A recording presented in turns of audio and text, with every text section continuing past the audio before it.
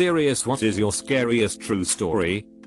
10 years ago, I was 18 years old, as I was taking a shower and washed my hair. With every washing motion I pulled out more and more of my own hair until I was bald. No reason, no warning, nothing. Just the pure horror of pulling out hands full of hair. The drain clogged with my hair as I silently stared in the mirror across the room at my own bald head. It felt like I was falling apart, mentally and physically. I honestly thought I would die that day. It was sudden autoimmune disease, alopecia overnight. It was scary as hell. The weeks after I lost all my body hair as well. My hair never returned, and I'm very okay with it now. But I can never ever forget that moment in the shower.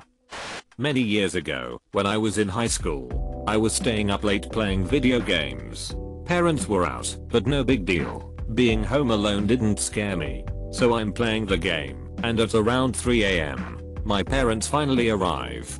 This in itself wasn't unusual, but based off their demeanor, something had happened. My dad told me that on their way back from their friend's house a far drive away, he had noticed they were being followed. My mom had no idea, but my dad, being the driver, was aware of this car that had followed them from about halfway back. Our house was in the suburbs, and thus getting to our house involved a few turns and whatnot. My dad purposely drove past our house without stopping, which is when my mom asked what he was doing. Sure enough, the car continuously followed my parents through the neighborhood.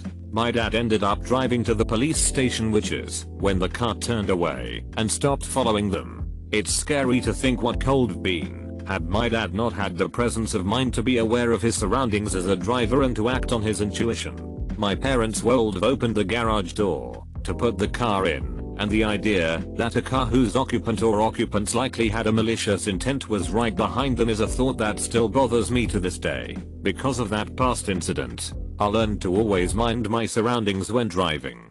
Edit. I'm quite surprised at the number of replies and similar stories people have shared. I'm also amused that some think it was a mere harmless prank. While that certainly had been a possibility, here's some relevant information I should have included initially. My parents were coming back from their friend's house in Oxnard, CA, roughly 80 miles north of where we lived at that time. My dad said that he believes the car had followed them beginning around Thousand Oaks, CA, as he remembered a distinctive mismatch on the headlights, something about one being dimmer and of different luminosity than the other. Thousand Oaks was about 60 miles from where we used to live. A harmless prank that involves following a random car for 60 miles? If that were the case, I'd feel more pity on the teenagers who had nothing better to do past midnight. In any case, let's all stay safe and vigilant out there.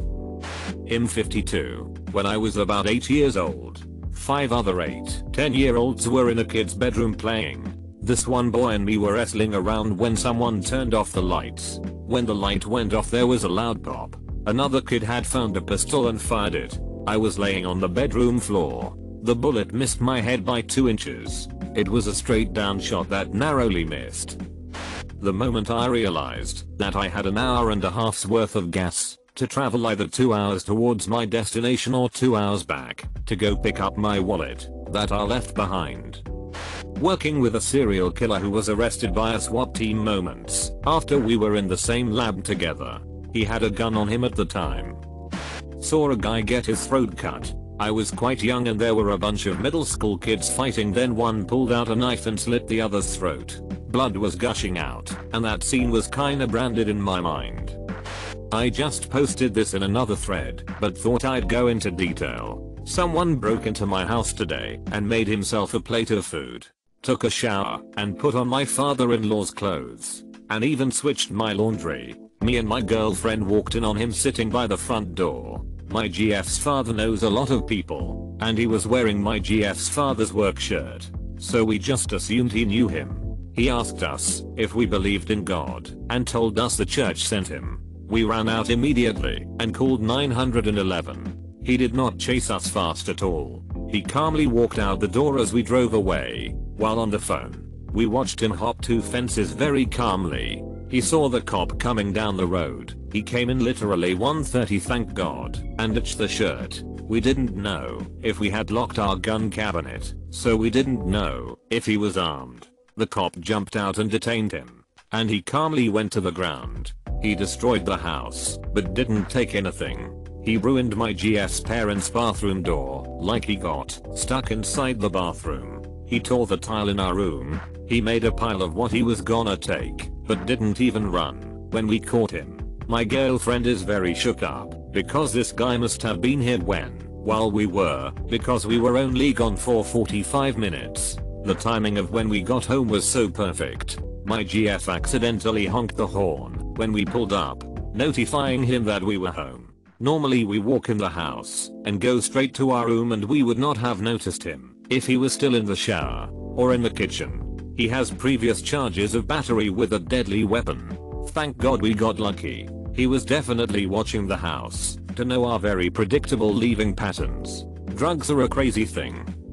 When I was 8 and my brother 6, my mom picked us up from school one day. When we got home, my mom had forgotten her keys, so she knocked on the door for my grandma to let us in. Now architecture is super important to the story. We lived in a very well-to-do apartment building on the 8th floor, where each floor was a long rectangle with a single apt on each end, so 2 apts per floor. In the middle of the rectangle of each floor, there was a single elevator.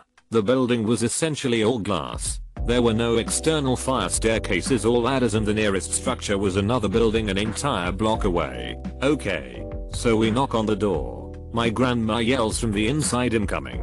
So we wait, and we wait. 1 minute, nothing. So we knock again. Again, my grandma, I said, "I'm coming."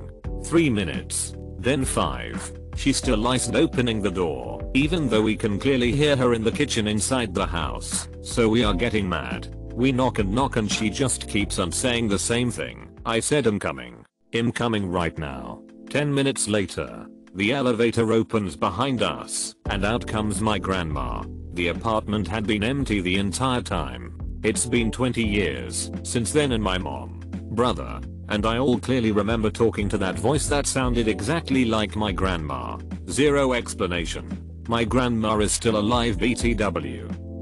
This happened while living at my parents' house about 10 years ago. My whole family, brother, sister, and parents were at a Major League Baseball game. It was a night game, and being baseball, it ran a little later into the night. I was working as a lifeguard in high school and would get off around 9 PM usually. The pool was super close to my parents, so I could get home within minutes. Well, I finally get home and get a shower, and I'm trying to be quick about everything. BC, there was a party that night that someone from work was throwing.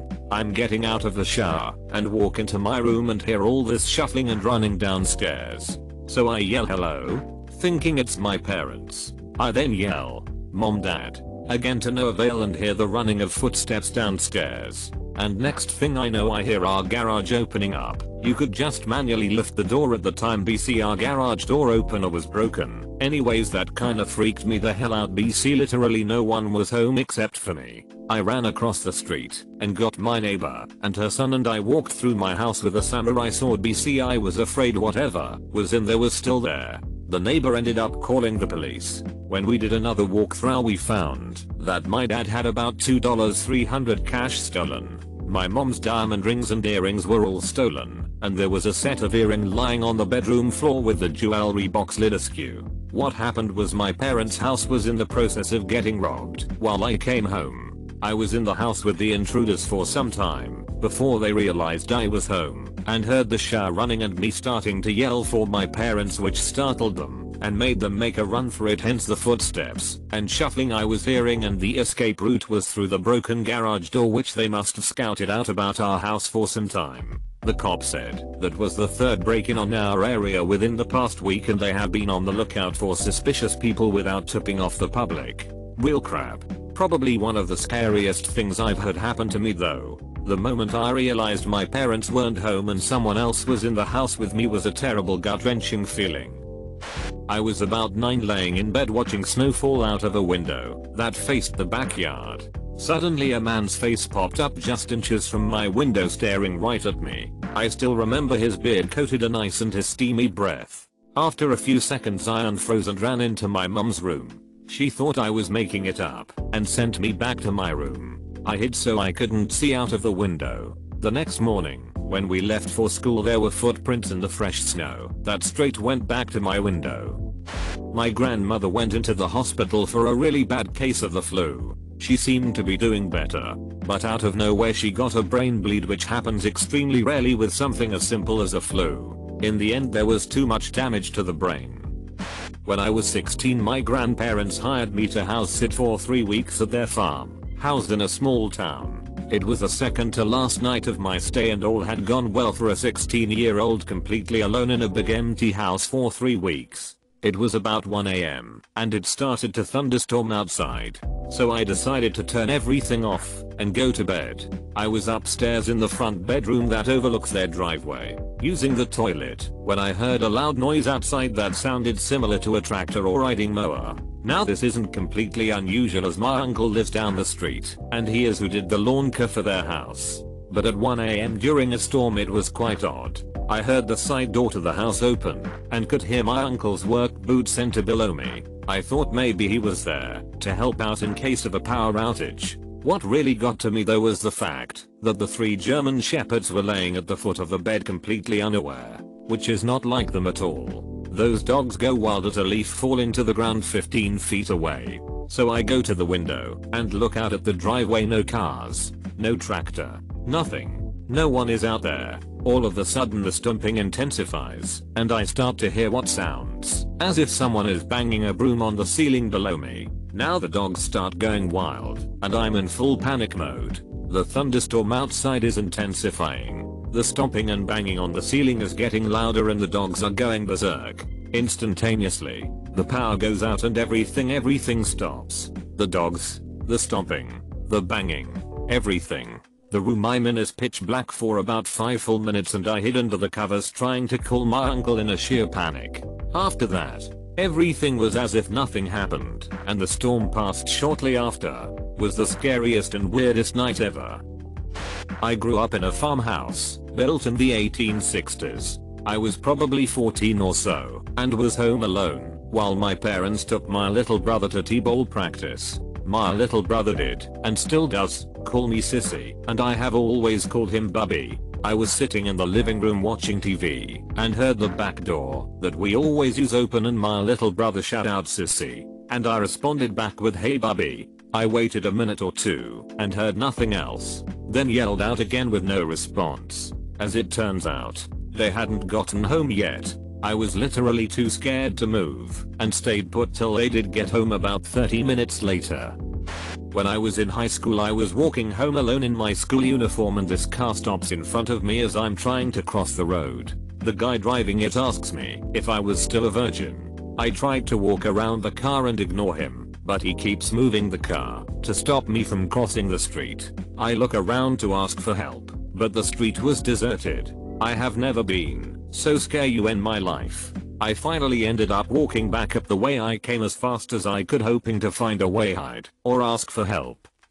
When I was 8 and alone in my room I felt like someone was there with me, watching. I was terrified, so I said wanna play, and then one of my toys flew out of the shelf and landed right at my feet. Never called mom louder.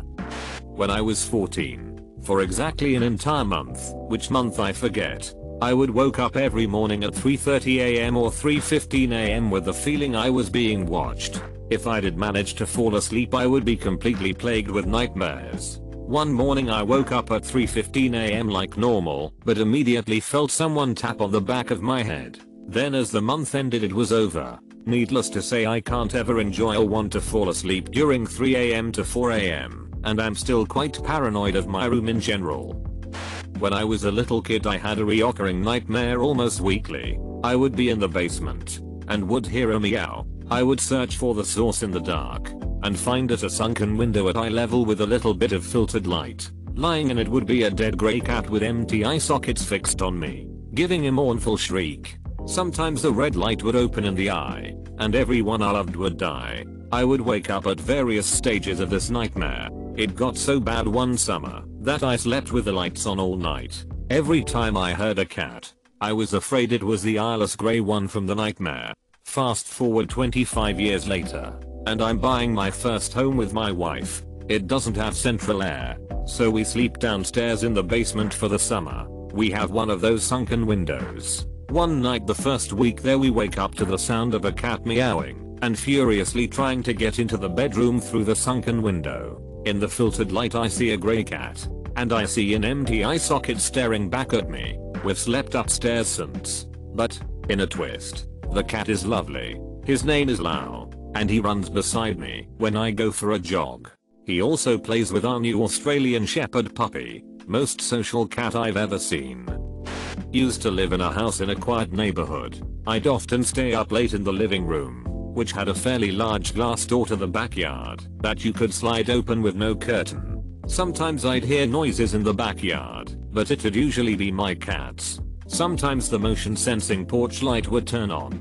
But again I figured it was some nighttime critter. One day after a night of snow I noticed a fresh set of shoe prints that stopped dead right in front of that glass door. Someone had obviously been there at some point in the night. Another time I noticed the glass door's lock was slightly tampered with. I'm actually freaking myself out writing all of this, because at the time I figured it was just a one-time thing, but in reality this person could have been making repeat visits anytime he wanted before and after that snow day. Years ago I had this involved dream about a man in a warehouse and him getting shot at close range in the head. It was so freaky it woke me up. Turns out it was about 5:05:30 in the morning. So I turned on the TV and the local news was reporting on a story just like it. I did not have the TV on while I was asleep. Weird. I was watching TV in my room one night when the power went off. Our house has old wiring, so this happens sometimes. No big deal. I grabbed a flashlight and headed down to the basement to flip the circuit breakers. As I was going back to my room, I heard a loud thud that came from my bedroom. I go in and turn the light on and look around. Everything was in its place, except my statue of the Virgin Mary. It was on the floor across the room from the table I used to keep it on. It was made out of glass and its head was broken off. There's no way it could have gotten there on its own and no one else was home at the time. I've never been the type to believe in ghosts, but to this day, I still can't explain how it happened. When I was young, my parents and I went to see the fireworks show at the Vinoy Spelling Hotel in Florida. We were speaking to this really nice woman next to us. She was a foster mom for kids, adopted a lot of animals, super into charity. I was dancing with her and my mom called me over, saying the fireworks will start soon. And less than a second later the shot went off to start them. The woman grabbed her chest and said ouch, something bit me. And when she pulled her hand away there was a perfect hole in her chest. She stood there a moment in shock before it started bleeding, and then she fell to the ground. Everyone started panicking. I was separated from my parents and hid in the elevator. I kept going to random floors with people until I saw someone that my parents knew and stuck with them. The police came to our hotel room that night to get witness statements. We were on top of the hotel, and I never really looked into it after. I still can't do fireworks. But my dad told me it was a freak accident involving the gun they used to signal the fireworks. It was just the sight of her casually pulling her hand away, thinking it was a bee sting, and seeing this perfect hole. Then just blood. It was so surreal. Not sure if this fits the bill, but former casino employee here. I worked security on the 7 PM to 3 AM shift one Saturday night after the nightclub closed down. A fight started between two PPL that quickly escalated to a all-out riot/brawl. We were angling with tons of PPL on the floor. The police were even in the mix. We heard someone yell gun, gun, gun. The patrons that were fighting were grabbing at the cops' guns to pull them out. Needless to say it was chaos and definitely scary. The police were screaming in their radios for gang squad, plainclothes big mfas. They showed up out of nowhere and laid the literal smackdown on the PPL fighting. The story doesn't do what actually happened justice, but man it was scary to be laying on the ground fighting with all hell breaking loose around you. A scary but a silly story. Almost every day, when coming home from school, as soon as I entered my home, the lights immediately turned on without me switching the lights on. It really freaked me out until one day I noticed that when I entered my home, the reason why the lights turned on by themselves was because when I turned around to lock the door, the school bag on my shoulders pushed the light switch on, and I didn't notice for weeks. dumb 11-year-old me. This was just a few months ago, but I still cannot explain it at all. I have a cat who is pretty much full grown that stays at home while I'm at work. I'm gone from about 6:30 am 6 pm almost every day. He has always had a playful side to him, and I would find paw prints and stuff on the counters when I got home. No big deal. He would always wait for me when I got home and greet me when I walk in the door. Except for one day I got home and couldn't find him for the life of me, which was odd. So I kept calling his name and I started to hear a faint meow coming from the kitchen. I start looking for him in cupboards, thinking he got himself stuck. Still couldn't find him, but could hear him meowing. Eventually I said screw it and started opening everything. I found him stuck in a regular drawer that you put silverware in. Not an actual cupboard, but a very small drawer. Mind you, he is about 14 pounds. He is not a small cat. He did not fit in the drawer. I pulled him out, and he essentially ran and hid immediately. I tried investigating to see if he had somehow weaseled his way into the drawer from the cupboard underneath, but there was simply no way. He was way too big to fit in there, unless he had been shoved in there. He was also facing towards the front of the drawer, which would have been impossible for him to pull the drawer open, jump in, and somehow have it slide close on him. To this day, I have no freaking idea how he got in there. I called the management of my apartment and asked who had been in my apartment that day, to which they said no one had. No maintenance. Nothing. No one from the management was even in the building the entire day. I even tried putting him in there myself and closing it, but he just doesn't even fit. You would literally have to pin him down and slam it shut with him in there, and he would be stuck there without being able to move. What I think is that someone was in my apartment that day, unlocked my door every damn day, and had put him in there. Scary thought, but that is the only thing I can think of. Nothing was missing, and I didn't notice anything out of place. I bought a security camera that night, and management changed the locks the very next morning. I have not seen him try to open cupboards or drawers once in the months that have passed. It took me a while to get over the fact that someone was probably in my apartment and could come back anytime. I was living in an old railway workers' quarters in a small town in Western Australia. In these quarters each room is its own separate building. About 1:30 one morning I woke up to the feeling of hands around my throat and choking. When I was 14, I was out camping in the Rocky Mountains with my grandparents. I was in my own tent, and they were in theirs. We had made sure to put all food into the car to be safe from bears, and made sure there were no crumbs or anything on us or in the tents. I woke up at what I think was 1 o'clock or 2 o'clock in the morning. The sound of heavy, padded footsteps and breathing. It was moving around the camp. So I sat up and looked through this little plastic window in the tent, and there was a huge bear outside. I got scared and lay back down trying not to move, and I heard the bear lumber over to my tent. I heard it sniffing and actually saw it poke my tent. After about 20 minutes of it sniffing around it left, but it was pretty terrifying for my 14-year-old self. TL. Doctor, I was camping as a kid and a bear started sniffing around the campsite and my tent.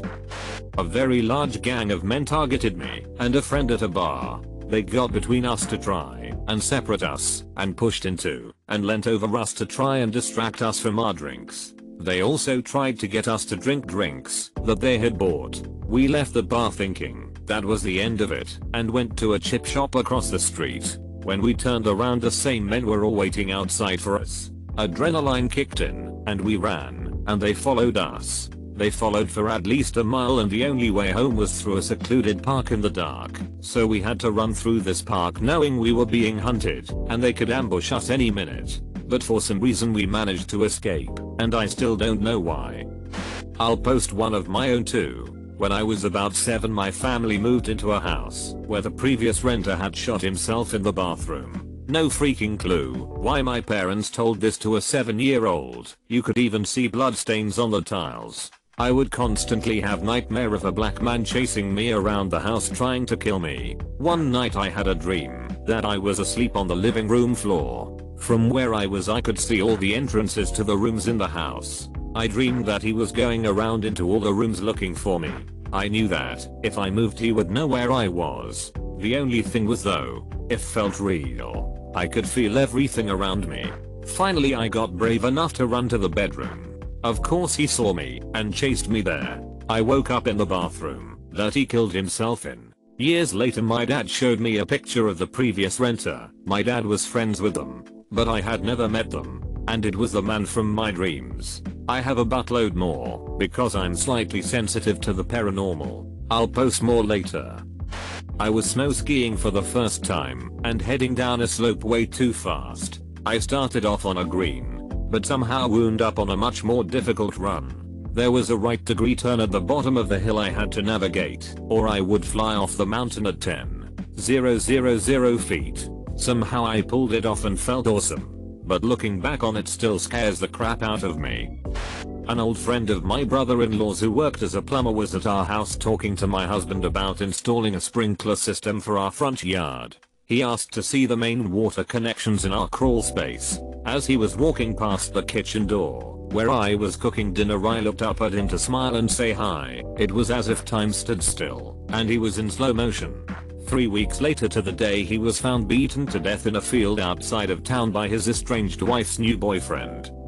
8 years ago, my brother was very abusive towards me because a dad ran out right after I was born. One night, he was wasted, 17 at the time. I was 13. Came home while my parents were out and started beating on me as usual. He normally would let up after a little bit, but this time he just wouldn't stop. Don't remember much afterwards. My parents came home too, as I was told, finding my unconscious and very bloodied face. I ended up having a pretty severe concussion that caused my stutter that I deal with to this day and a rather messed up nose. It also made me have to give up on playing football for a year because of the constant pain.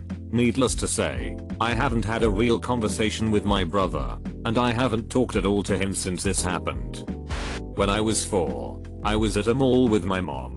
The department store we were in had a children's corner with toys and a TV, so parents could leave their kids there while they shopped. On this day, they were showing a behind-the-scenes special of the highly anticipated The Lion King, which was going to be in theaters soon. Thinking I would see the actual film, I sat down to watch while my mom did her shopping. When it became clear they weren't going to show the movie and I was watching a glorified commercial, I lost interest and wandered away to look for my mom. But the store was huge and I didn't know where she would be, so I started calling out for her. Suddenly a lady approached me and asked if I was lost. I knew I wasn't supposed to talk to strangers, but she seemed genuine, so I told her yes. Then she offered to help and took my hand. I thought she was going to help me find my mom or at least take me to the front desk, but we headed back in the direction I just came from. Soon, we were nearing the door that led directly into the parking lot. I remember thinking this isn't right as it was clear she was taking me outside, but she still had me by the hand. Moments after she led me outside, I heard a scream and my mom sprinted toward us. She had already been outside looking for me and had seen me exit with this woman. My mom flew into a rage. "What the frick are you doing with my child? Where were you taking her?" I remember the lady panicked and didn't have a clear explanation, but I don't remember the exact details from that point. The next clear memory I have was driving home with my mom while she wept and told me to never trust strangers, not even if they are nice, not even if they have candy or presents, not even if they need help, not even if they say they will help me. It really stuck with me.